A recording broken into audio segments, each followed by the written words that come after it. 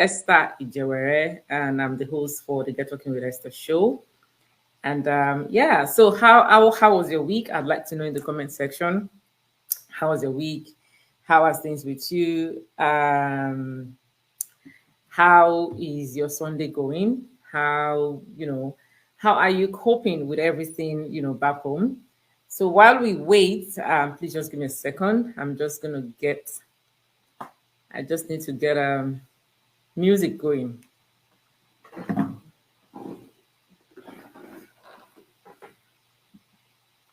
Okay. All right. So this is the music I've been listening to since I woke up today. I woke up with the Ed tape of Tasha Cobbs, and that's fill me up.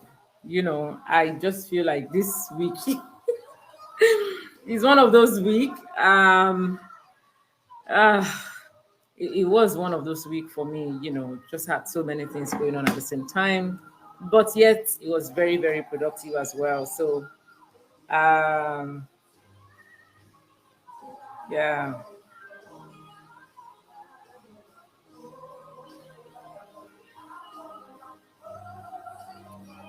Yep. I hope you all are doing good. Like I said, let me know in the comments how you're doing. Let me know what's happening. How was your week? I'm just gonna check. And that's it was very, very productive as well. So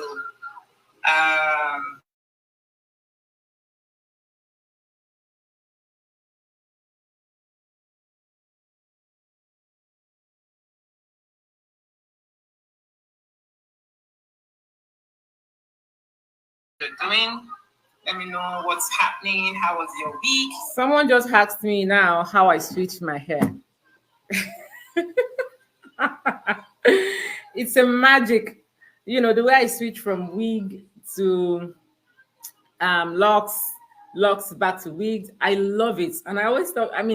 Before I got on locks, I didn't know what to expect. But you see, this freedom of expression, this freedom of being able to style myself exactly the way I want, I love it.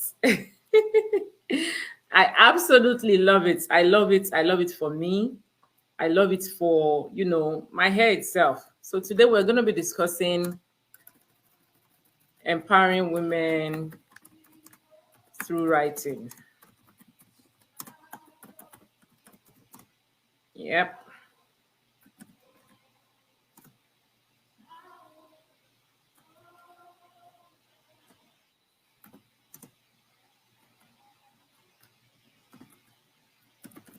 Okay, my honorable guest is here.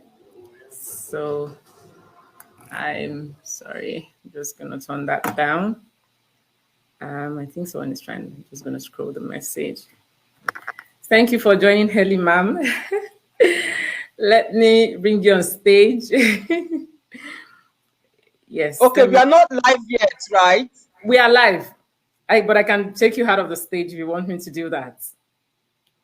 I just wanted to check the lighting and the sound and everything. Yeah, it's perfect. Because this is the only way I have known. Yeah, we just have 2 minutes to showtime though. So, but then I think we could just go right into it. You look amazing, ma'am. So do you. And happy birthday in arrears. I know you turned 40 recently. Yes, ma'am. Yes, I did. And I've been asking everybody to call me Helda. It's so good to see you. Thank you. Same here. You said? I said I've been asked because when I turned 40, so someone said to me that they call people who are 40, when you're 40, they start calling you Helda. So now when I meet my friends now, I'm like, okay, you should call me Helda. I'm 40. Oh, okay. I've got news for you. Good news and questionable news. Which one do you want first? I want the questionable one. The questionable. So I can process it before. So at 40, you are not an elder yet. Yes. But the good news is you are well on your way. Mm-hmm. Because whatever you have been doing to get you to where you are, keep doing it. Yes. Yes. Thank you so much for that. Don't mind them. They were making me feel like I'm old. You see, now I'm still young. I'm just 40. 40 or I know, I know, I know. I was really looking forward to it though. I really, really looking forward to it. For some reason, I just couldn't wait to turn 40. I don't know why. Yeah. that milestone. I too I was thrilled when I turned 40. Yes. That's good to know. How did you feel? You mean when I turned 40? Yes. What was the feeling like? Just knowing that you've turned 40. I remember feeling then that there must have been something that I've done right to get to where I am, that I can't believe I'm still alive. Mm-hmm. And I've achieved some things, and yes, I felt pretty good when I was 40. When I was 50, I was even more thankful. Mm-hmm. And at 60, I didn't let anyone around me rest. As you young people would say, I did not let them hear word. I am 60. Oh, God. Hey, 60 don't be beans. At all, at all. I can imagine at all. And that's a huge milestone. And you don't even look 60 at all. You don't look it one bit. I remember seeing your photos last year when you turned 60. And I said to myself, is she really 60? Like, really? She doesn't look 61 bit. And I would say that, it's probably good genes. The fact that you've really, really, done the things that you love as well. Because I read something about happiness and how it sort of like manifests in people. When you do the things that you love, it sort of like follows through with everything with you. Your beauty, the way you grow, the way you think, just because you do those things that you love continuously. So is that the case for you, ma'am? It is, Esther, I must admit. And also, you need to, after a certain age, you do need to make an effort. Mm. Mm. Yes. So, but the best beauty comes from within. Yes. So you have to make an effort to feel good on the inside, and then the outside for, as my mom used to say, and it's something I've never forgotten. She'll say, don't comport yourself in ways that will make people ask you. For those who understand Yoruba, shekosi. I like that. Don't comport yourself in a way that people would ask you, Sheko. That's a deep one. Like, don't wear your problem on you. Mm-hmm. Don't wear your challenges on you. Be intentionally happy. No matter what you're dealing with, just be happy. Exactly. Yeah. That's So that was their own way of teaching us self-care and the importance of peace of mind, being at peace with yourself and with everyone around you, and all the other things that you do to see the makeup and the hair and everything. They are just add-ons. yes. I agree. I totally agree with you, man. I think the screen is frozen. Maybe it's the network.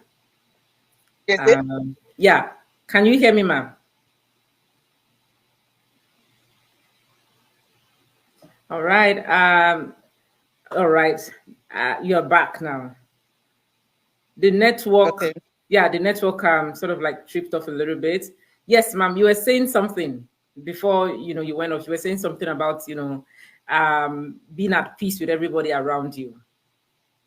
Yes, being at peace with yourself first, and then with everyone around you. Okay. That's a good one. And peace also, sort of like help people glow. I want to believe that. That part of the reason why you don't even look one day close to 60 is because of that. Because honestly, I'm sure a lot of people would ask you, like, are you really 60? Because you don't look it at all. That's the truth. So what would But, you say but there are before, women who are what would you say is there, the there are women who are secret? older than me, and when I see them, I think, oh my goodness, she's 70, and I watch how they comport themselves. Mm. okay, if I want to look like that at the age that I wrote an essay once. It's one of the essays in the collection Where is the Rapper? Mm-hmm. And it was about spending time with teenagers, not a group of people who have seen it all and done it all, Mm-hmm. in their people in their 60s, 70s, 80s. So I attended a conference together in Liberia, and I paid close attention to these aunties. The network.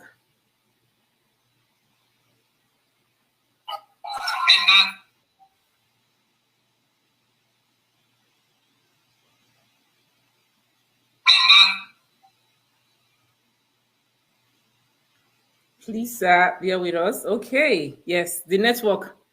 Are you back now, ma'am? I think I am. Okay, okay. Yes, you were saying something about Liberia, being with some women in Liberia. Yes, I was with these older women who called themselves teenagers. Oh, wow. Okay. And how old were they? Yes, older people who have seen it all, done it all. And they were all older than me by at least 10 years. And I observed the way they comported themselves, the way they dressed, the clothes they wore, the makeup they had on, what they ate and drank. And I thought to myself, oh, okay, if I want to look the way they look at their age, there are things I need to pay attention to. So the things you also do. So it was a great experience. Amazing. Thank you so much for sharing that. I'll keep that in mind as I grow. And that's the beauty of the work you do. That intergenerational relationships that you are intentionally building with the work that you do, of course, which we're going to discuss in a bit. I feel like it has created a path for young women like me, not just to look forward to learning from people like you, but also sort of like take lessons from the things that you do and say, listen, I've got to do this better. I need to make these people proud of me, because if they can do it peacefully, and I would say that I'm envious in a way of people who are older, because you didn't really have a lot of social media back in the days, not like now, because now there's a lot of social media now, for at least people in their 40s now. In the past 20 years, we've had social media all through. I want to believe that I also played a role, because the way you handle things is quite different from us, oftentimes. And the need to actually build relationships has been there for you. So, yeah, I like the Liberia story that you shared. I would, I would love to be in the midst of those kind of women and hear their stories. And what and the way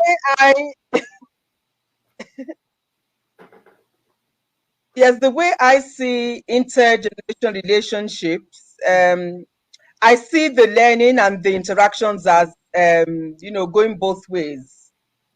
Older people learn from younger people as well, can be mentored by younger people, and vice versa. That's what makes it intergenerational. It's not a one-way street. And I hope that's how we can continue to think about the interactions that we have. Absolutely. Thank you so much for this conversation starter. I appreciate it. To everybody who is joining and those who are going to be joining us, I see some of your comments. I'm going to read them out in a bit. But for now, please, let me welcome our remarkable guests properly. Our Excellency Erelu Bisi Fayemi. I'm just going to read that profile very quickly before we get right into the session. Today, we are discussing empowering women through writing. Erelu Bisi Fayemi is a distinguished feminist activist, writer, and policy advocate dedicated to advancing women's rights and social justice. Born in Ekiti State, Nigeria, she holds a bachelor's degree in history from the University of Ife. And no, I was not born in Ekiti. Okay. Oh, okay. Sorry about that. But keep going. All right, my apologies for that. My apologies for that. All right. She is the co-founder of the African Women's Development Fund. Erelu Fayemi has been pivotal in supporting women's rights organizations across Africa. As the First Lady of Ekiti State, she implemented numerous initiatives to combat gender-based violence, promote women's economic empowerment, and ensure access to education and healthcare for girls and women. A prolific writer, Erelu Fayemi has authored several books and articles on feminism and social justice, including Loud Whispers, and our two books that we're going to be talking about today, A Tray of Locust Beans and Demand and Supply. Her advocacy work has earned her numerous awards and international recognition. Married to Dr. Kayode Fayemi, the former governor of Ekiti State, Erelu Fayemi's legacy is one of transformative leadership and unwavering dedication to gender equality and social justice. My apology for the Ado Ekiti part of it. Please, ma'am, I'd appreciate a correction. Where were you born? Because I think a part of it, yes, it was. I love Ekiti. I love Ekiti with all my heart. Ekiti is my home. But I was born in Liverpool, England. Okay. And I grew up there and came back to Nigeria with my parents. Was educated here in Nigeria before I went back again to England. Okay. And when my husband, Dr. Kayode Fayemi, decided to run for office in Ekiti, I went back to Ekiti State with him. And the moment I decided to marry my husband in 1989, Ekiti became my home. Because I come from Ondo State next door. So Ekiti and Ondo have always been one. Yes, amazing. That's beautiful. I know they're very Ekiti and Ondo are, pretty much very close. And before I go into my first question, I just want to ask you, the transition between you returning to Nigeria, starting life in Nigeria, and getting married. How did you integrate back into the system? Growing up in the UK and then coming back to Nigeria to start life fully. What was the integration process like for you? You mean moving back to live in Nigeria? Yes, moving back to live in Nigeria. Just want to know what the integration process was like for you. Because as with any relocation, journey, there's always that reintegration process for anybody. So I just want to know, how were you able to just, integrate back into the society? The reintegration process was not that hard because before I moved back to live in Nigeria full time in 2010, I had been commuting from neighboring Ghana. I moved to Ghana in the year 2001 from England. I was in England from 1988 up till 2001, 2002. Because there was a while when I was in between as well. And so when my husband went into politics in 2005, I was commuting between Ghana and Nigeria. So when he became God of Ekiti State in 2010, I then moved back to Nigeria full time. And so I had spent all those years coming back and forth. It wasn't difficult to, integrate at all. I must admit, though, that moving back to Nigeria after having lived away for so long and going straight to Ekiti State was a bit hard initially because all my childhood friends or all the friends I went to school with who were still in Nigeria were not there with me in Ekiti. So that was a bit lonely for a while. And then you have to learn how to make new friends. But it was fine at the end of the day because that's what life is all about, transition. Yes. Transitioning. Thank you for sharing that. And that brings me to my first, question for you today, ma'am. How do you see storytelling and writing advancing women's empowerment and gender equality, especially through your books, Demand and Supply and Locust Beans? Now, I know you just released these books. I was, on your page the other day, I saw the beautiful book reading by Fumi that you had and the beautiful pictures as well. So I just want to know. I mean, I know you have some other books before now, but for these two books that you've just released today, how do you feel it's going to advance women's empowerment and gender equality, ma'am? Thank you, Esther. Well, to put it in context, I started to write the Loud Whispers column in 2016. Yes. I hope you haven't lost me. No, I'm with you, ma'am. Can you hear Yes. me, Esther? Yes, I can hear you, ma'am. Okay. I started writing the Loud Whispers column in 2016 for my website, Above Whispers.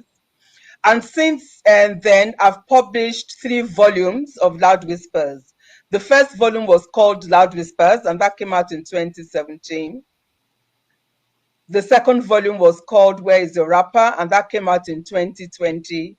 And the third volume of essays came out in 2013, around my 60th birthday.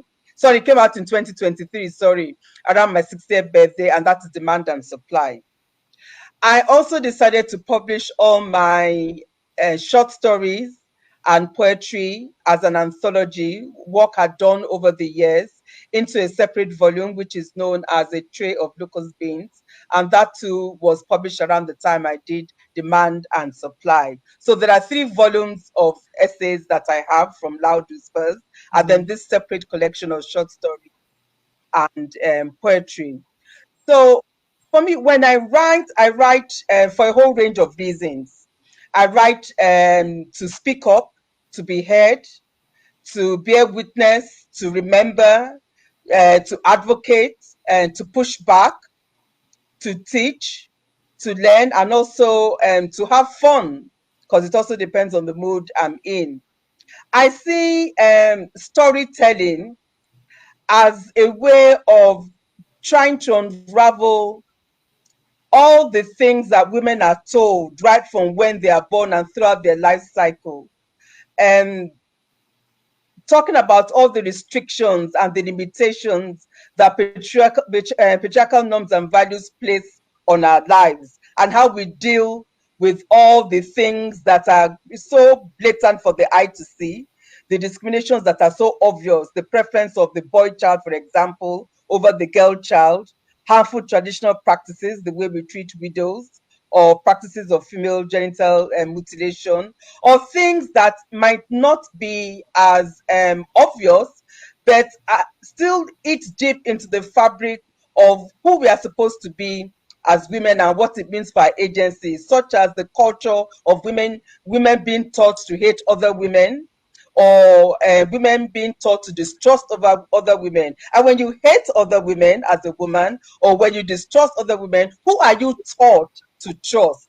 Who are you taught to place your faith in? That is the men who, by the way, are the ones who happen to control all the levers of power and access. And so I write about what all this means for us as women and how we can navigate them. And then, broadly speaking, of course, like every other citizen, I'm concerned about the world we live in. I'm concerned about leadership, particularly leadership deficits, and the fact that many of our leaders are unable to fulfill the social contract that they are supposed to have with their people. And what this then means for the lack of security that we face, for what I describe as the normalization of poverty, for lack of adequate infrastructure, for just general discontent in the land, and then what this means for people who are already marginalized and how this further pushes them to the margin. So I talk about all these things as well in my writing. And as I talk about these things, I also then challenge myself, as I challenge others, to think about what we can do from wherever we are to take action or to change things, because we can't always sit down and complain about the government not doing this or the government not doing that. It's not all the time that it's the government that is responsible. There are many things out there that we can take responsibility for as citizens or as parents.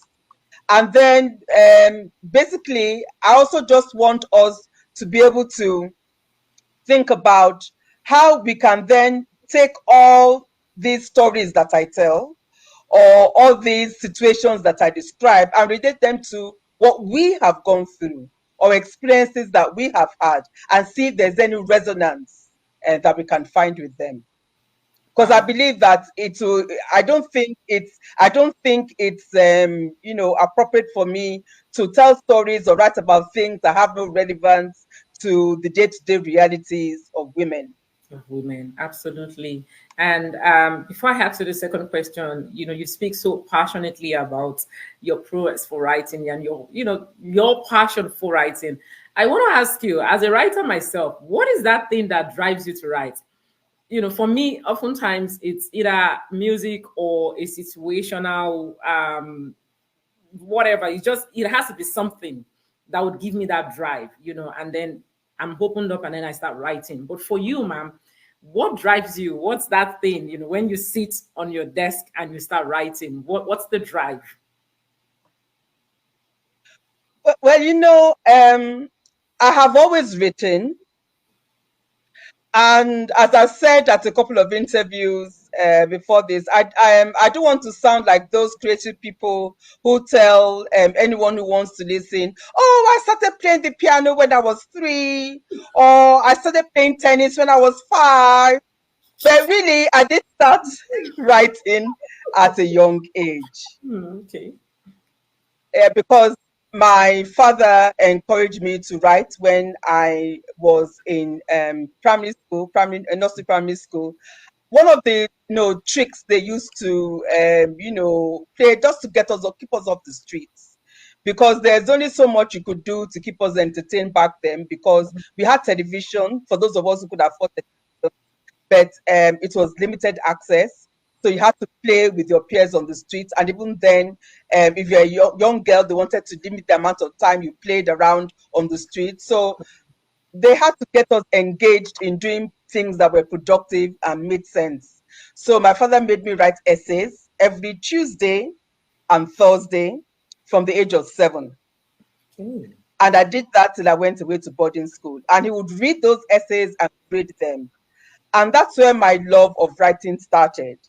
And so I learned to write regardless of the mood I was in, because at that time when I started, I was under compulsion. I had to write, whether I was in the mood to write or not. Of course, as the years went by, of course, I loved writing. I was passionate about it. And I wrote many for professional reasons. But when I started writing for Above Whispers, I had to write every week. And there's a certain amount of discipline that you need to learn if you are going to produce material or content every week. And I also had to challenge myself to be able to put things out there that my readers would find interesting and different. I'm someone who writes prose, and then I had to teach myself how to write short stories, and I've always written poetry. So I decided to experiment with different ways of telling stories or describing situations. Mhm. So I'd write about having a conversation with people, or an imaginary lunch, or an imaginary debate, or a couple of friends around a newsstand, or an imaginary meeting of a mothers union at a mothers union, and so on. And that enabled me then be a lot more creative and allowed me to express myself regardless of whatever mood I was. And then sometimes it's good to be in a certain mood, because I write when I'm angry, and there's something that I find really upsetting, especially if I'm writing around sexual violence or Mhm. the abuse of children. And then sometimes I just want to have fun, and then I write something that is very snarky or sarcastic, I and like that. people laugh and they say, "Oh, this, we can't believe you said this," or "We can't believe you wrote this." I So like I the write line. for a whole range of reasons. So yeah. I like the But way for you those said who might snark. be asking, so what is the best mood to write in? There is no proper mood to write in. Just Mhm. write. Just right. Just right. If it's in there, it's in there. Thank you so much for sharing that, ma'am. My second question is, there is concern that our reading culture has declined. What should be done to revive it? And how have you encouraged younger readers and writers? Well, yes, of course, there's a problem with our reading culture, but rather than lay the blame on young people who we accuse of not wanting to read anymore, and just, they just want to stay glued in front of TV sets or handsets. Let's look at the issue of availability or accessibility and affordability of publications. Because I remember when we were growing up and we were obsessed with books, those of us who were so inclined, and we had all these reading competitions amongst ourselves. Who could read the most James Hadley Chase? Who could read the most African Writers series? I'm one of the very few who managed to finish every single um, title on the African Writers series. Hmm. Be proud of, or James Hadley Chase. I had a really, I was way up there. But it's a you could either afford them to be able to hold, you could borrow one from the library or get one from your friend. Publishers find it very at affordable rates, and so books are quite expensive, way beyond what. So we need to work on that issue of accessibility, which then raises the issue of digital um, availability. There are lots of opportunities online for people to access free publications. So I hope that we can continue to encourage ourselves. And this is not just about young people, people of all ages. Let us encourage ourselves to take advantage of this online. There are lots of free publications online. So instead of investing all our time and energy into titillating or questionable content online, let's invest that in a productive reading culture. And then with regards to writing, I think we should have more essay writing competitions. I see a number of them out there. I think we need to have more of them. We had an essay writing competition, for example, for my husband during his second term in office from 2018 to 2022, known as the JKF, John Kade Fayemi Essay Writing Competition. And we are going to revive that again this year because both of us are starting a leadership institute as from next year. And one of my former professors, Professor Toyin Falola, is starting an essay competition in my name as well, alongside other projects that is doing. So I think those are some important strategies we might want to look into to encourage a culture of writing. So for both reading and writing, I would also like to think our public and private sectors can do a lot more, particularly the private sector, because if they can spend millions and millions on reality shows, I think they can also invest significant amounts of money in ensuring that we have, we can encourage this culture of reading and writing that we are talking about. So we Amazing. are not saying that our young people shouldn't watch Big Brother Africa or Big Brother wherever it is, but at least let us put some of those resources into good use so that we can develop our minds more productively. Thank you. That last part is a table that you you broke a table. Hey, Esther, hey, It's a there are good. many tables that need to be shaken and broken. Many. I know, ma'am. Because honestly, it's a debate that I mean, we see it online every time. But anyway, let's just go on with the core of our interview today. I want to talk about your books. Oh, before I won't let you off the hook so easily. You're talking about shaking tables. Let me just leave something for you.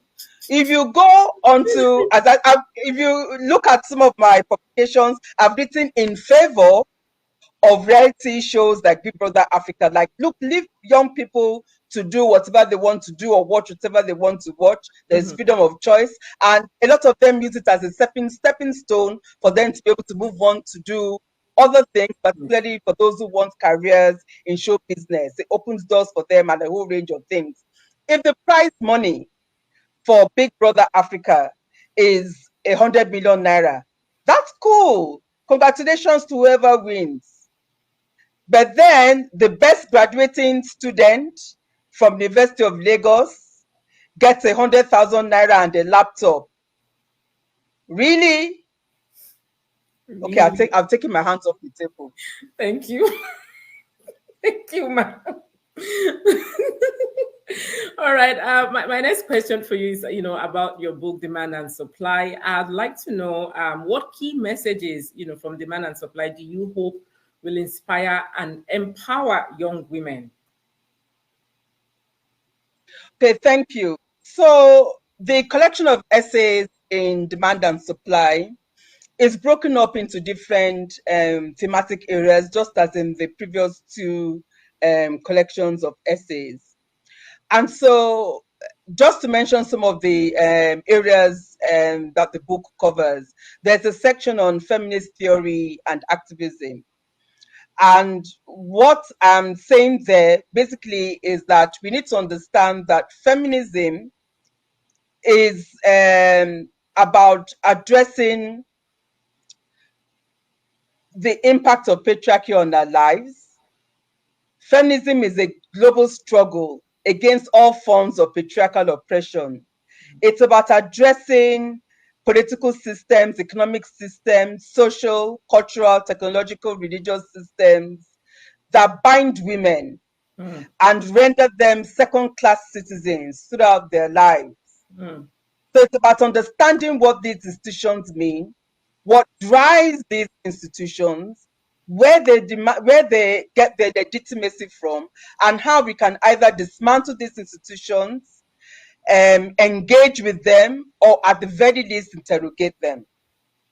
And it's about the understanding that patriarchy is about these processes and institutions. It's not about individual men, because patriarchy cannot thrive without also um, taking on board the services of additional gatekeepers. So men are gatekeepers, but they also enlist the services of women as well as gatekeepers, because that is how patriarchy perpetuates itself in power and in relevance.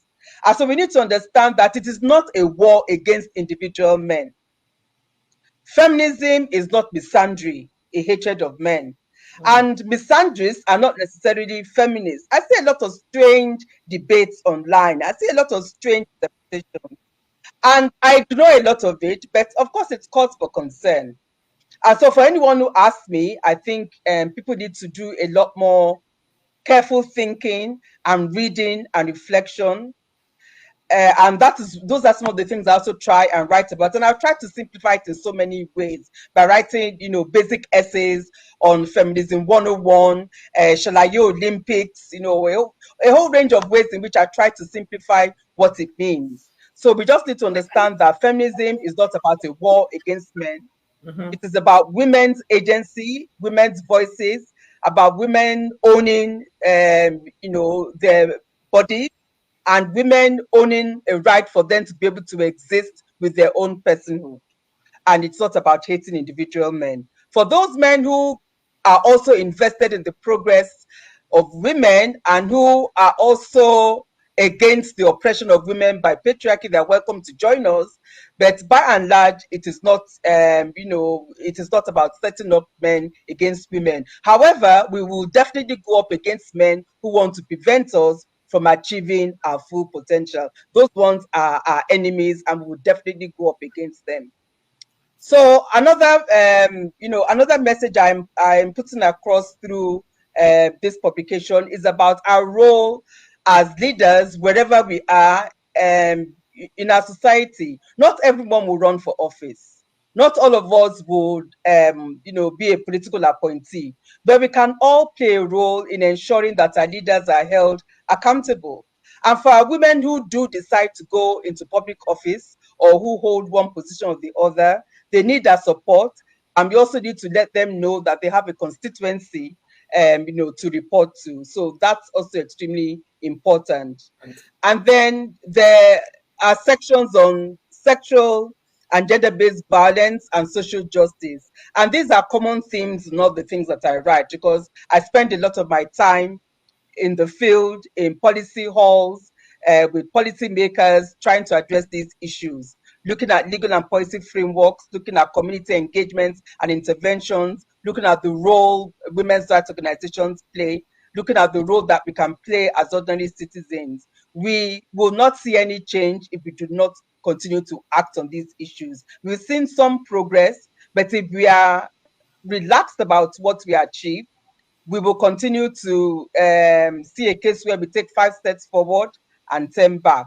And then, of course, as you mentioned earlier, I write a lot about intergenerational relationships Yes. and the fact that as women, we are entitled to healthy relationships. One of the lies that patriarchy tells women is that we don't deserve love. We don't deserve to be loved. We only deserve to be abused, intimidated, and harassed, and to be at the mercy of some man. It is a lie. We deserve to be respected. We deserve to be loved. And anywhere we invest our energies and our emotions and our bodies, and we don't get what we are looking for, then we can move on and get what we are looking for from somewhere else.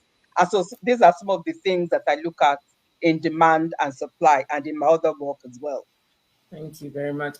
And I want to believe that sort of like covers some of the message in Locust Beans. However, I still want to ask you though that how do you hope that Locust Beans, a Tray of Locust Beans, would contribute to the discussion on women's rights and gender equality? Because there are two different essays here. So I want to know how you hope, each of these books would add value to society, how it's going to help women to find their voice, to be seen and heard. Well, you know that A Tray of Locust Beans is an anthology of previously published work. So a number of the short stories and poetry in A Tray of Locust Beans you can find in um, Loud Whispers, Volume 1, in Where is Your Rapper, and in Demand and Supply. But to talk specifically about what is in A Tray of Locust Beans, you'll find different themes such as talking about conflict. There is a short story there that is from Loud Whispers, There Are No Strangers Here, which looks at the implications of conflicts in our communities and the role women can play as peace builders, and how we can encourage a culture of peace in our communities. There is a story there about mental health. Um, Red Tomatoes, the story, what happened, with Sharon, this young woman who got a diagnosis about being bipolar, and what that meant for how she had lived her life up to that point. And then the story that inspired that inspired the title of the book, A Tray of Locust Beans itself, is actually inspired by a true story, a case that was brought to my attention when I was first lady of Ekiti State. It's a tale. Of course, I changed the story significantly to protect the identities of those involved. A story of the sexual exploitation of a 13-year-old girl and how she was able to get a second chance. So basically, it's about the different challenges or obstacles that are placed in our way as young girls, young women, or women of any age, and how we need to apply the different tools we have at our disposal to be able to ensure that we can come up with workable solutions before we literally lose our lives. Because there's also a story there called If Only, which is a story about domestic violence, again Yeah. inspired by a true story. And because certain things were not done at the right time, Mhm. the person concerned literally lost her life. And so the story was about how she was observing her own funeral. That's that's powerful. And I must ask you, A Tray of Locust Beans. How did you come about the name? When I saw it, when I said I am going to ask her when she comes live on my podcast, how she was able to come about that name. It is unique. We know what locust beans means, and I just want to know what inspired you to call it that particular name. Okay, so inspired by something that actually happened.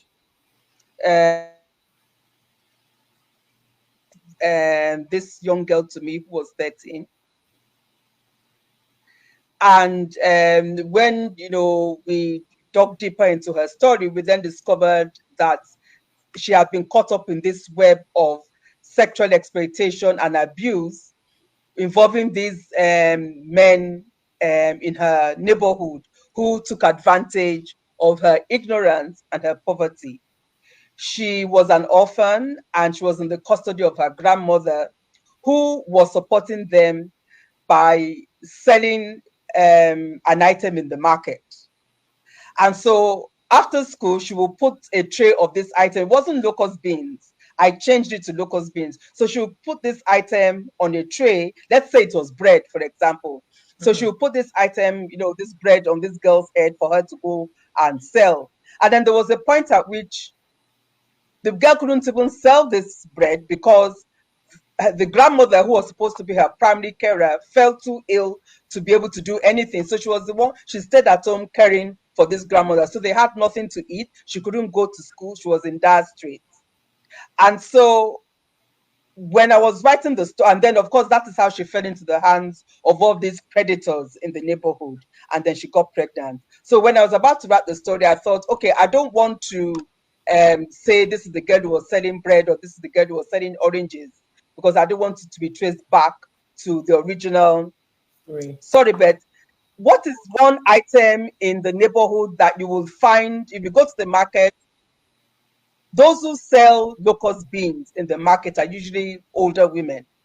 And so I thought, this grandmother is an older woman. If she's going to be sending a grandchild out to hawk something on her behalf, it will be locust beans. And every woman who cooks in our community where we come from in Ekiti State knows the importance of locust beans. And so that's how I came about a tray of locust beans. And there's a point in the story where this poor young girl, after having been raped and sexually abused by, a combination of these men, and then the last one of them pounces on her, drags her into his room and pounces on her. She then turns to him and tells him that will be 1,000 naira.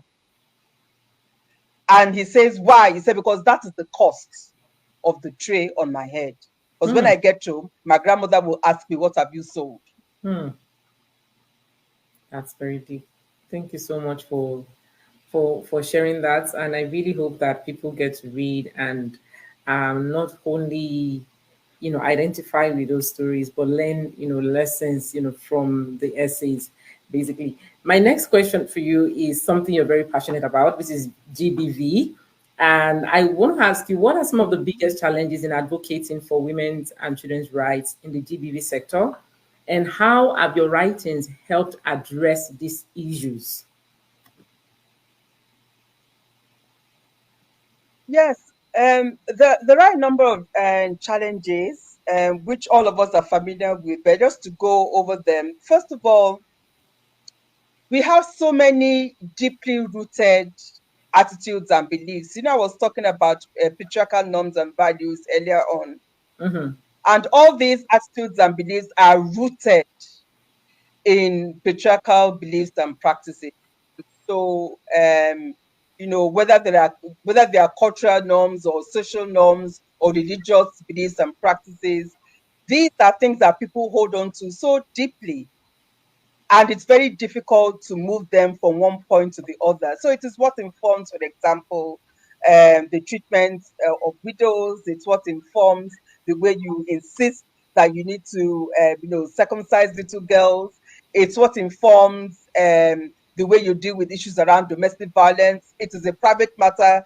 A man has the right to discipline, his wife, even to the point of death, and so on and so forth. So there are all there's that, and then following on from that, of course, there is this culture of silence. When people in our communities know when things are not right, they know when things have gone wrong, but there's this culture of silence that acts as a buffer and unfortunately encourages impunity, because people know that no one will say anything. For example, when a little girl is abused in a neighborhood or in a household, people will find out that it has happened.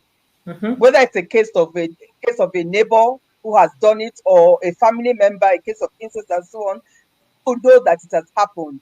But the desire to cover it up as something that is personal, as something that is shameful, as something that should not be spoken about, it overrides any sense of fairness or justice that the victim is supposed to have.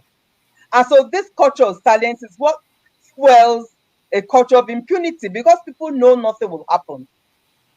And many times the perpetrators even tell the victims, I will do so, so, so, and so to you, and nothing will happen. Because a lot of the victims who are spoken to us, they repeat those words to us. He told me that nothing will happen, even if I said something. And it is true, nothing will happen, because they will either not be believed, or if they are believed, then there will always be an excuse why the perpetrator can't be confronted.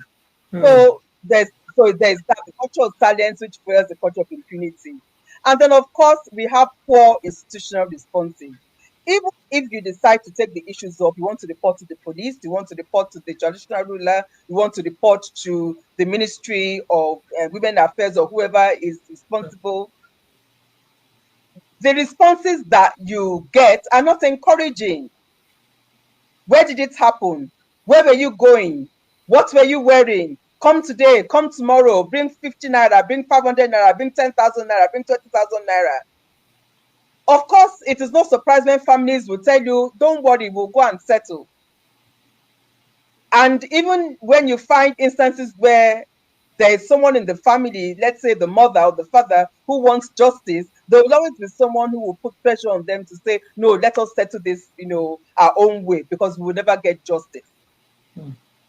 And then, of course, one of the most familiar things we've seen is the pressure from the communities at large, who then engage the whole range of people, influential people, people of faith, political leaders, religious leaders, to come and intervene and to put pressure on them. And then that's why how they end up sabotaging cases. Having said all that, in spite of all these obstacles, I know that if there is political will, Mhm. and if there are enough champions, there is a way in which victims can move from being victims to becoming survivors. Yes. And we were able to, show that effectively in Ekiti State. In the women's rights sector, when we talk about GBV, survivors, we refer to them as survivors because we don't want them to feel a sense of victimhood, to feel Hmm. a sense of of shame that was their fault and so on. But the truth remains, if you have experienced a violent assault, either as a domestic violence victim or a sexual assault victim, you are a victim. It is the quality of interventions that you receive, the access to justice, the counseling, the personal or institutional support, the shelter that you are provided if you are in need of it, the resources that are made available to you if you need something to get back on your feet.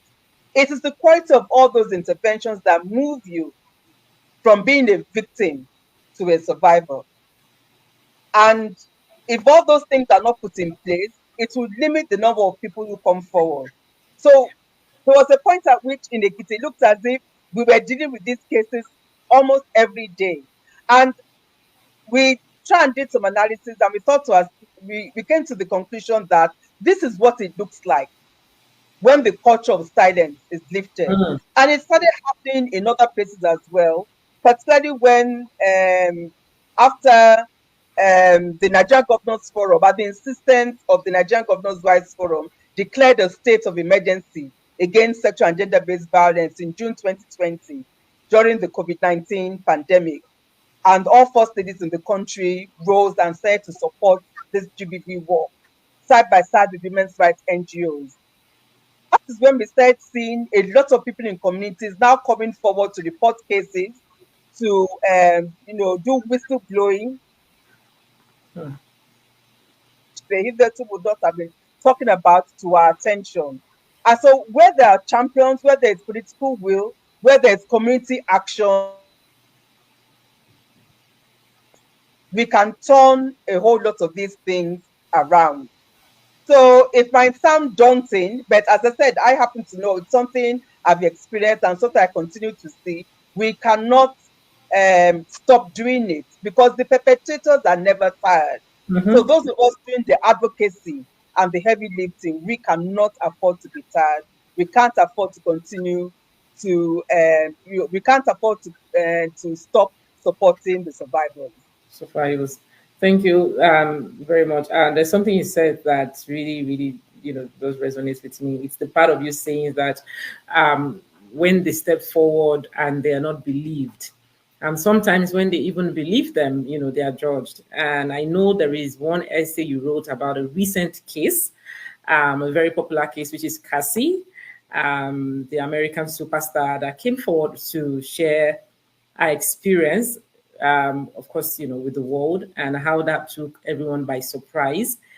I want to know more about that essay and what are your thoughts, on it, on that particular issue, especially because she was silent for 10 years during those period. And even after that, she went right into having her own family. She still kept silent until recently is that she decided to break her silence. So I want to know about the essay you wrote on this issue and your thought on women who have voices yet keep silent. Yes, Esther. Okay, so I don't know if you read the essay I wrote, I believe it was 2019, the Busola movement. I would like to know. Um, the time that it's in Where is Your Rapper? Or you can Okay. just get it off the Above Whispers website. Okay. What happened when Busola Dakolo spoke up about her abuse that Mm-hmm. happened many years ago Mm-hmm. at the hands of that pastor? Mm-hmm. And there was a recurring question at the time. Why now?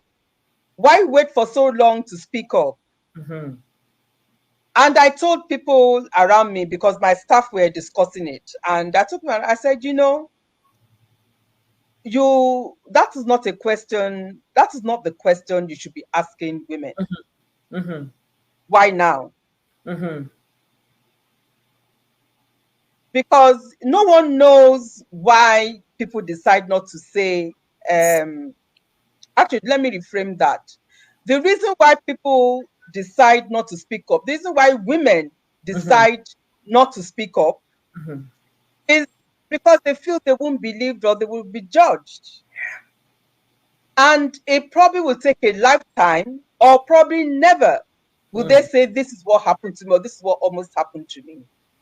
And I remember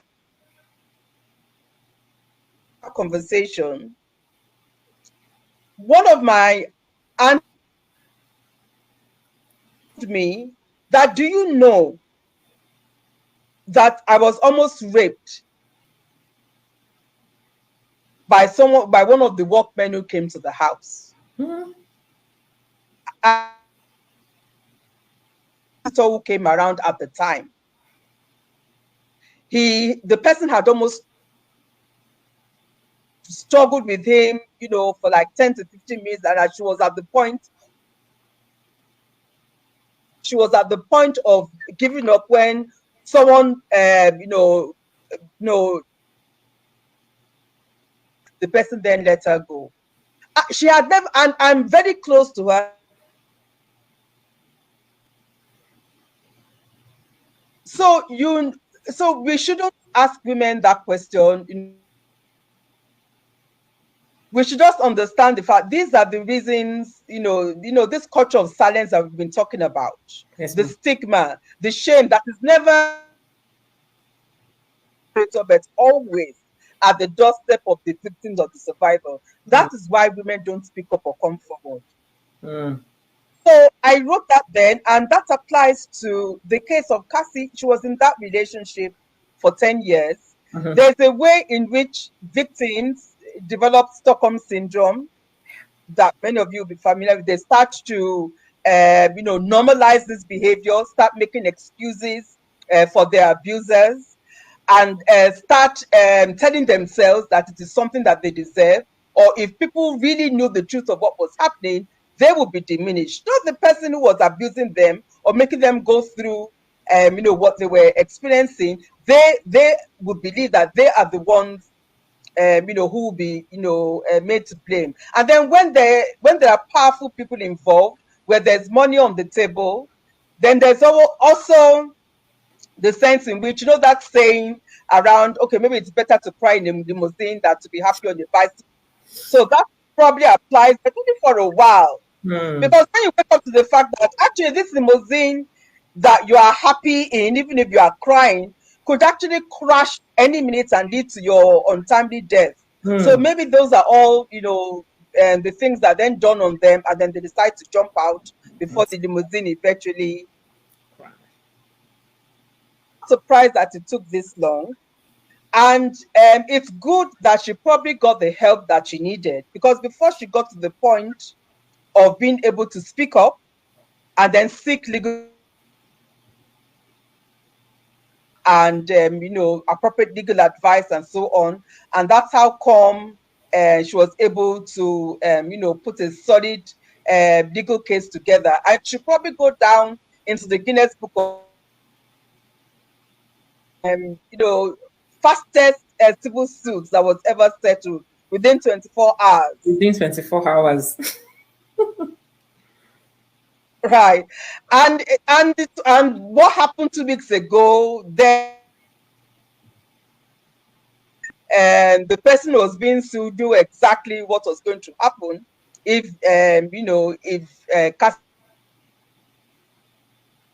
so it's so sad, and it is something that will continue to happen again and again and again. Decide that their self-worth, their dignity, and their lives is more important than the next Hermes bag, and save their lives. And save their lives. Thank you. Thank you for sharing that. And I want to ask you, because there are so many women out there like Cassie with strong voices who are perhaps presently managing abusive partners because of some of the reasons that you highlighted. What do we say to them, or what message do you have to them right now if there is one person in that situation who is still managing that partner, hoping that person would change? What message do you have for that person right now if that person was watching us? Okay, so there's nothing you can say to a woman who is in an abusive relationship to make her leave.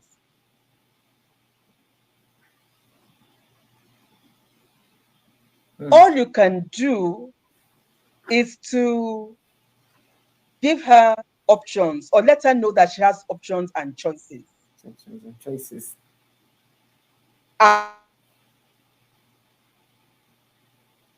Decision that she makes. I was in a really bad place with this, who would chase her around the house with a machete. And even as she was telling me the story, there was no point at which I told her, when are you leaving? I would sit and I would listen, I would hold her if we were together in the same place. And I would let her know, I'm here for you, whatever decision you decide to make. And when she decided to leave, I was not there. And she called me and told me, this is it. And I said, well, congratulations for you. So, but one of the most debilitating things for a woman is to find yourself in an abusive relationship with no options or choices. And one of the things that I've always spoken about is a realization that I came to many things happening around me, especially to my aunties and a lot of women in our neighborhood. And I'll ask the question, why is this happening? Why do women why are women always at the receiving end of all this abuse? And I'll be told, that's how lives of women are. Women don't have a choice. Hmm. And I remember promising myself, no, I'm always going to make sure I have choices. Women Mhm. should have a choice. Should have a choice. So, and those choices come in different forms. That's why having an education is extremely important. That's why a livelihood is a priority. Mm-hmm. That is why having a strong support system around you, good friends, not the kind of friends who will give you the wrong kind of advice, a Mm-hmm. good family, not the kind of family that will keep pushing you back into, uh, you know, keep pushing you back into fire because of what they can gain or because they want to remain respectable. You Mm-hmm. need to be able to have a range of options so that if you make a decision, you have something to fall back on. So if you are that woman who is in a really bad situation, know that you have options. If you don't have a job or a livelihood, prioritize that. Mm. There's some interference. Is that at your end? Yes, it's at my hand. Sorry about that. It's a police car Okay. passing by. Prioritize your livelihood. If you are married to one of these and a very wicked and mean characters, I don't know where these characters come from. I don't know who raises them.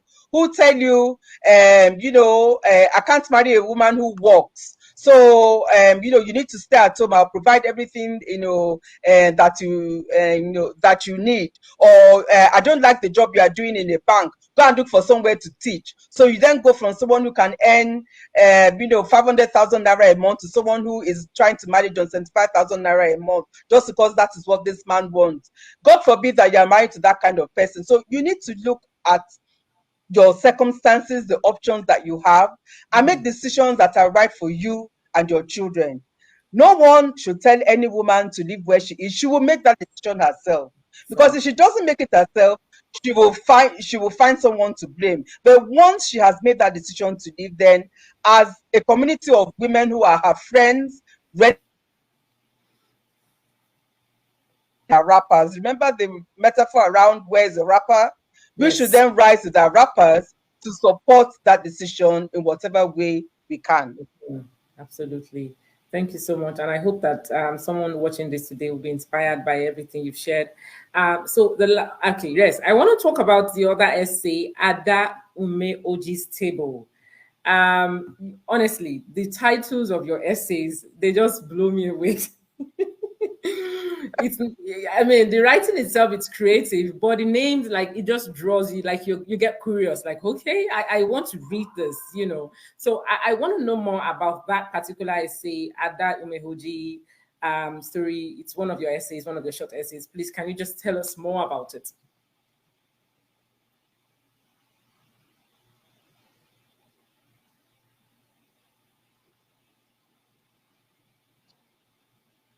I hope you can hear me, ma'am. Um, Yeah, I can hear you. Esther, Yes, I can hear you, ma'am. I can hear you. I think it's the network, but I can hear you clearly.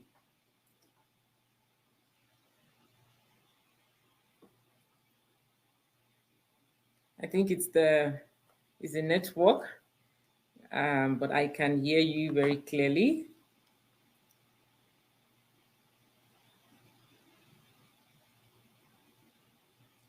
All right, let me just quickly acknowledge some of the people that joined. Thank you, Esther Timidayo Adelano. Thank you, Wandia Raymond. Thank you, Sheson. Thank you, Charity, Patience, Dada Ojoma, and a couple of other people who are also watching at this time. Ma'am, let me know if you can hear me. Your screen is frozen. I want to believe it's the network.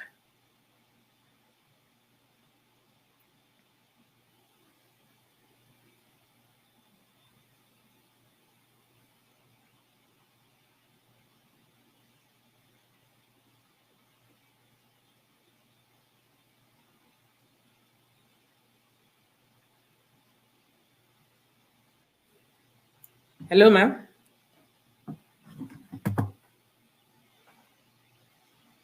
Okay.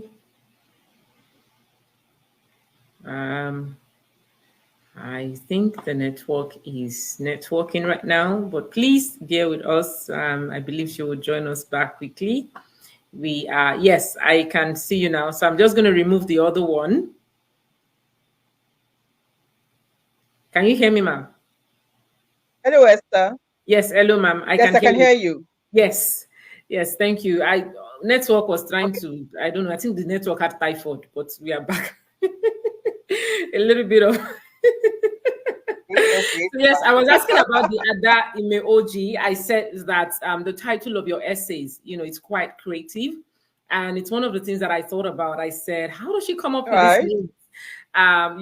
But then I do respect the fact that this is something you've been doing for a very, very long time. But I want to know more about that particular essay, Ada Imeoji, and the inspiration behind it. Okay, so there's been this debate that's been, on and off for a while. I've been seeing it all over the place, where you have, some young men asking young women, "What do you bring to the table?" Mm-hmm. And a very, a very how can I put it? It's a very strange question, but then the answers that then come to the question are even stranger. Because I remember someone saying, "Oh, I bring my punani to the table." So I was thinking, "Oh, really?" So, and of course, when you're providing that kind of answer, then it inspires, even more stupid questions. Mm-hmm. And then I had this interaction with a group of teenagers from a private school owned by a senior friend of mine, and it was a Zoom call. And every now and then she invites me to talk to her female students. And these are young girls who are being educated at one of the most exclusive secondary schools,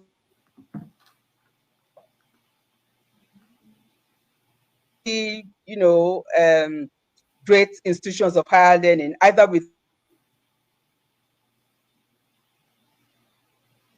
up there in terms of the choices that they have, talking about choices in terms of what they can do with their lives, engineers, ministers, senators, and so on. And what question? She said, "Ma, there's something that these guys are saying these days, and how should we respond? Bring to the table." So I paused for a minute. Oh, ha! And then I adjusted. I said, "Hey, good morning. For you to be in this school, to some of the best universities in the world, for you to become whatever you want to be, you are not going to be taking anything to any."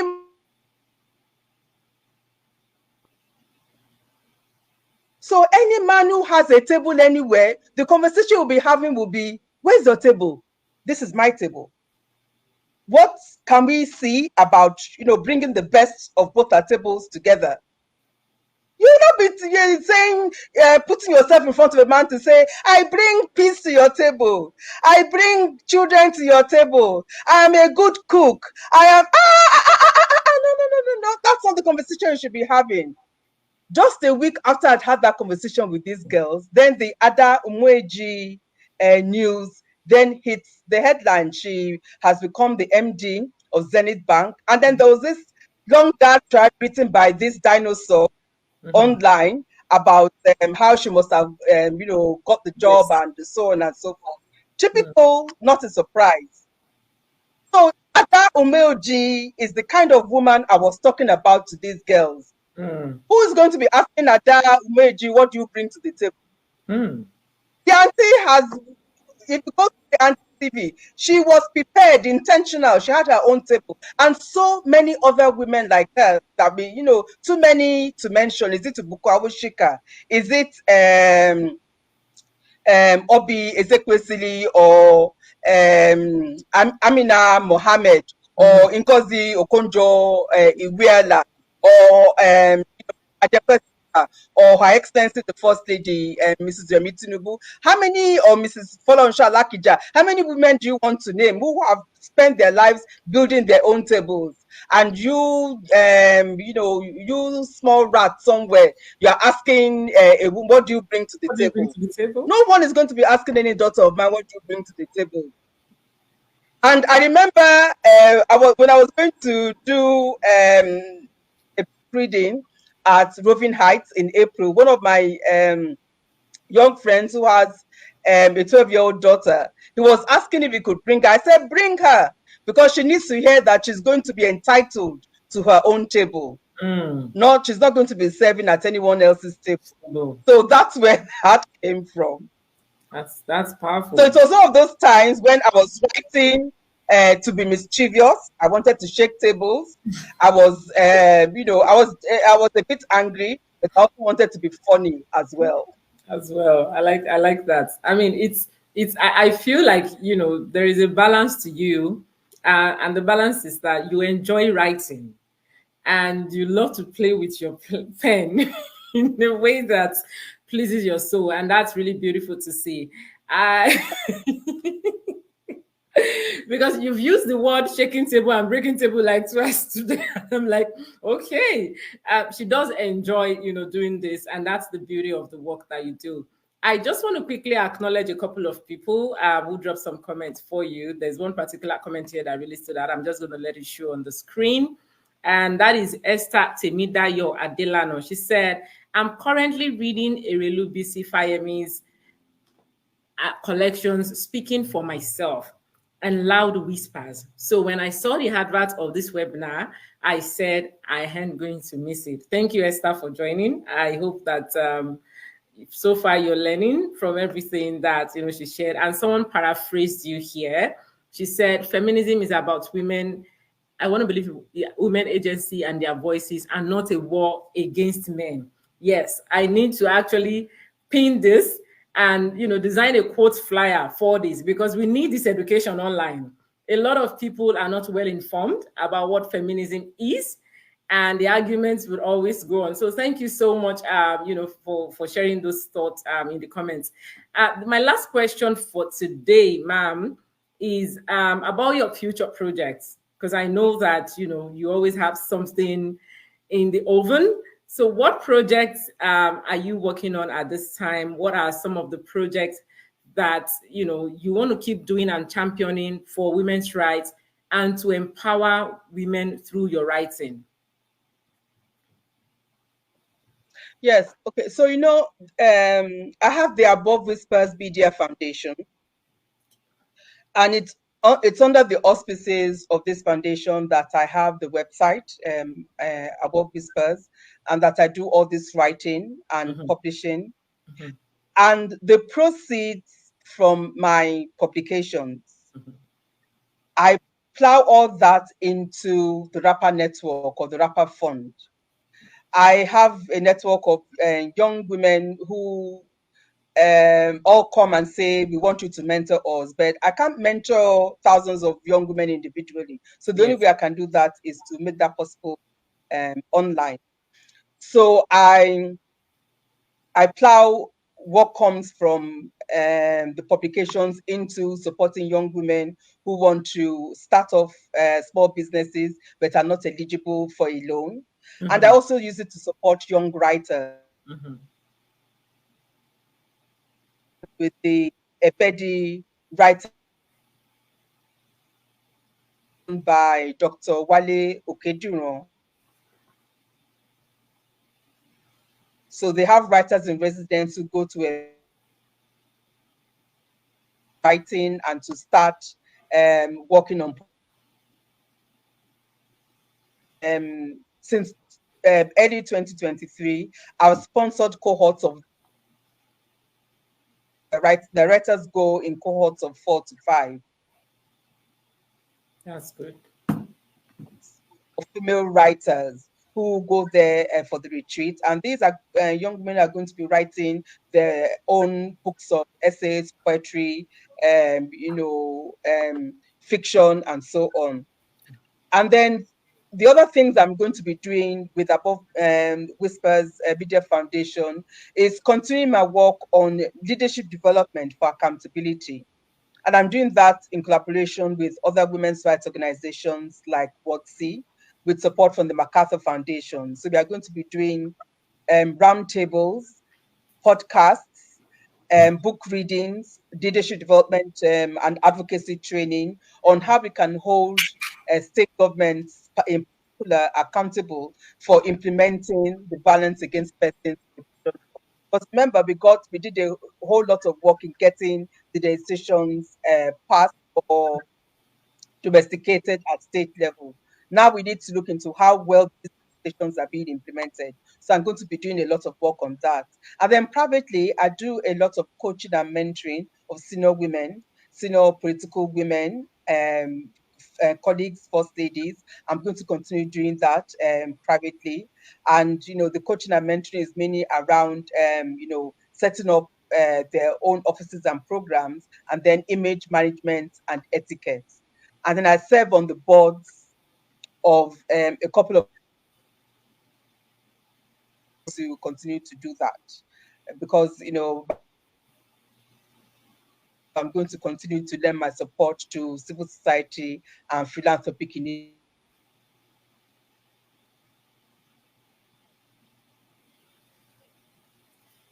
Can you hear me, ma? All right. Thank you. Thank you for letting I can us. hear you. Yes. Thank you for letting Did us. you hear all that? Yes, I did. Yes, we got all that on record. It was just at the tail end that we had a little bit of glitch, but of course we heard you loud and clear. So yesterday I was at a program, and I want to ask you the same question. I was at a function here in Toronto, and Mandela's grandson was in attendance, Ndaba Mandela. And the host asked him a question that I feel like we should really ask a lot of people who do so much work. She said, "Who pours into you? Like, you do so much, you've spoken so much about the work you're doing for other people. So who pours into you? Where do you get your own strength from? How do you recharge?" And the way she asked the question, I think everybody went silent in the room. Like, listen, we need to start asking people who had value, how they are able to also get their own strength back. Who are the people who also support them? So please, ma'am, permit me to ask you that question as well. That, how do you recharge? How do you rejuvenate? You do so much. You sit, on board of a lot of organizations. You have your foundation, and you continue to write. It's something that you are passionate about. So who pours into you? Where do you get that recharge from and rejuvenation for you to keep going, ma'am?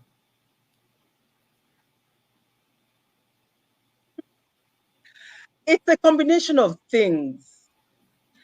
I think what these things have in common is positive energy. And it's something I believe I've written about before. I get a lot of love and support and affection and affirmation from my husband, from my children, biological and non-biological, from family members, from friends. And any energy that is not positive, that does not affirm me, that does not feed my soul, that does not leave a smile on my face, that does not leave me feeling on top of the world, or feeling that something has been added to my life and there is value and joy and everything blissful. Anything that does not make me feel right, good, beloved, I let go. It's not for me. I like that. So the more positive energy that comes my way, the more I feel energized, refreshed, invigorated, and Thank ready you. to take on whatever comes. The good, the bad, and the not so good. And they're not so good. Thank you so much for sharing that. And on that note, I also want to say thank you for your support over the years, for our work that we do at Women of Rubies, and especially me. I remember my encounter with you years ago, and it's a story that I would always share. And it's the power of kindness. You never know if that one yes from you will just be the light somebody needs. And I want to believe that you just, agreeing to that interview that I had in Guidance back in the day, it did change my life in a way, because it gave me a level of confidence. For a very long time, even till now, it's still a bragging rights for me, because I was so young. I was a new mom, and then I'd come to meet you at that event. Ma'am, I'd like to feature you, and it was just the way you said yes to it. So this is me, publicly saying thank you to you. Thank you so much for what you do. Thank you for what you continue to do. Thank you for Esther. And you have become such an amazing leader. Thank you. Thank you so much, Ma. I try. You've become such an amazing leader. You've been doing so many great things, especially through your platform, Women of Rubies. Thank you, Ma. You are someone to admire. Thank you, and I really would like to thank you on behalf of all the women whose lives you have touched. Thank you, for all the wonderful things you've done and that I know you continue to do. Thank you, ma'am. And anytime you feel negative, energy going your way, just push it back to where it's come from. Don't even bother spending too much time doing shalaye about it, anywhere. Just let it go and then carry on, because you're doing amazing work. Thank you, ma'am. Thank you so much. Thank you for your positive affirmation. That's what we say. You see, when they pour into us, we feel good. So now I can work with shoulder pad for the rest of this week. Thank you so much. I just want go on. Yeah, I was going to read something, but please, ma'am, go ahead. Go on, read it. Go on. All right, ma'am. So it's a comment from someone just affirming to the work that you do. She said, "Thank you so much for supporting the Ebedi Writers Residency Program. I'm a beneficiary." So I believe that is. Oh, Esther, of course. Oh, great. Yes. That is, she's been in the comment, cheering on with this interview from when we started. So I thought to bring this on the screen to let you know there's a beneficiary of your work here with us today, and she's been very, very, she's been keen on this interview from the moment I posted, like, I am going to join, I have to join and learn from her, and that's the magic that you bring to the table. So thank you so much, ma'am, for your time today. A couple of the women are saying thank you to you. So someone sent me a WhatsApp message. She said she had to log out. So she said she wants to know, so she's in an abusive relationship, and she has a little baby, and that her family has told her that she should stay till the child is about 5. So she's asking, she said she doesn't want to ask publicly. She sent it to me on WhatsApp. What should she do? Because, she listened to our conversation on GBV earlier on. So she's asking what she should do. I know it's a tricky question. Like you said, you don't tell people what to do when you're in an abusive relationship, but for the sake of her watching right now and wanting to learn, I'd like for you, ma'am, if you can please kindly answer the question. She wants to remain anonymous. Okay. Does she have a means of livelihood? Yes, she does. If she has a means of livelihood, she needs to save. I don't know how old her child is. She said she has a small child. She didn't say how old, but she said she was told she was advised to stay till the child is 5. 5. So that's 5 years of being beaten and abused and putting her life at risk. A plan to shorten that time frame. Of course, when we are talking about domestic precluding the possibilities of mediation and counseling for marital counseling and so on. But if all that fails or is failing, then she needs a plan that reduces that time frame from 5 years till the barest minimum. She needs to save and save. She should not be one of the women right now buying ashwebi, being an ashwebi girl, or buying bone straight hair, or doing anything frivolous with her resources. She needs to save, save, so that she can get herself out and stand on her own 2 feet if she has to, and continue to look after her child. Otherwise, she'll continue to put herself and her child at risk. At risk. Absolutely. I love that financial empowerment advice you give to her. I probably would have just said that as well, because when you save, in some way it helps you, it keeps you empowered and give you the confidence you need to live. Thank you so much for your time today, ma'am. It's been absolutely amazing having you on my podcast today. But before you go, we just need a word of encouragement for women out there, just a general word of encouragement for women, those who are watching, those who are still going to watch this on my YouTube channel.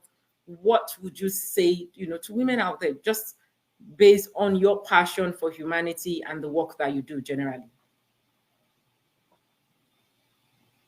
I know that life can be very hard, especially for us as women, because we bear the brunt of so many things when our societies, are fraying at the edges. But we need to, for as long as there is life, there is hope. We still need to keep pushing on. And for those of us who have to deal with negativity one way or the other, whether it's relationships or all kinds of things that are going wrong in our lives, think about being at the airport waiting for your luggage to arrive. I said this to one of my daughters the other day. She's my niece, but she's more like my daughter, who asked me, Mommy, how do you deal with all the negative things, that come your way? How come you're always upbeat? And then I asked her, when you travel, whatever distance the journey is, and you get to the airport and you're waiting at the carousel for your luggage, how come you know which bag to pick as the luggage goes by on the carousel? And she says, I will know it's my bag. And then I'll ask her, how do you know it's your bag? Why, why don't you pick the, the Louis Vuitton bag when it goes by, or the, the Samsonite case? Why don't you pick those when they go by? She'll say, no, because they're not my suitcases. They're not my bags. How do you know they're not your bags? Because I packed them myself, because I checked them in myself. So when I see my bags, I know them. And so I asked her, I said, so if you know your bags, why are you bothered? Why, if you know your own bag, so why would you be bothered about picking other bags as they go by? Anytime you give in to negative things being said about you, or negativity that is going on around you, and you start responding to it, you are picking up a bag that does not belong to you. You know things that are yours. You know your capabilities. You know your God-given strengths. You know what your weaknesses are. But you should be wise enough and smart enough to play up your strengths and minimize your weaknesses. You know who you are. You know your name. So pick up that bag that belongs to you, that bag of goodness, of humanity, of compassion, of elegance, of beauty, that is yours, that you have packed, of intelligence. Pick that bag up and let all the other bags that are not yours, let them keep going on the carousel. They are not yours. Hold on to what is yours. Powerful. Hold on to what I had to teach myself that lesson, and I'm still learning it, but it has stood me in. Thank you for sharing that. You just dropped a very powerful nugget on us. It's a very powerful one. I got to process that. The example of the bag, I've never thought about it that way. The bags look similar, but you somehow always pick yours out of all the bags because you know your bag. And that's a big lesson in life, honestly. So when the noise, so much noise coming from outside, pick what is yours, focus on your focus. What is yours is yours. Yes, you can call it any. So you young people, you have your own way of putting things. Focus on your focus. Stay on your lane. Whatever it is, pick your bag. Pick your bag and stay with it. Now, having said that, let us hope that your bag was packed with common sense. Mm. You know that some people, when you, especially when you go outside of the country, they won't dare it in many places in the US. In the UK, they stopped it after a while because they have to put a ban on Nigerians bringing in food unless they are coming for, unless they are doing, wholesale. Then there are all kinds of forms you fill. When they used to allow us to bring food in anyhow, when I was still living in England, some bags will go by, and then as they are passing you, you hold your nose because somebody has packed fish inside the bag and the fish has spoiled, or snails that they've not dried properly. So every time the bag goes by, and sometimes Ghana must go, so you always know that it belongs to one of your own people. So it goes by again. Yeah, because the bags are not packed with common sense. So that's another conversation altogether. Thank you But so much. so this is and all things being equal. Yes, all things being equal. Thank you so much. I'm just going to take one last comment from Tunde Aduloju. I'm sorry if I did not pronounce your name very well. My apologies. It says, thanks for this interesting podcast session with our own phenomenal and ever pleasant Erelu.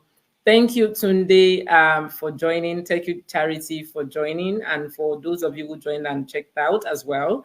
Thank you for your kind words in the comments, ma'am. It's been an amazing one. Thank you for once again this powerful session. Honestly, this thing with the bag, I need to write on it because I never thought about it that way. I have never seen life that way. That listen, no matter how many bags you see at the airport, you always pick your bag.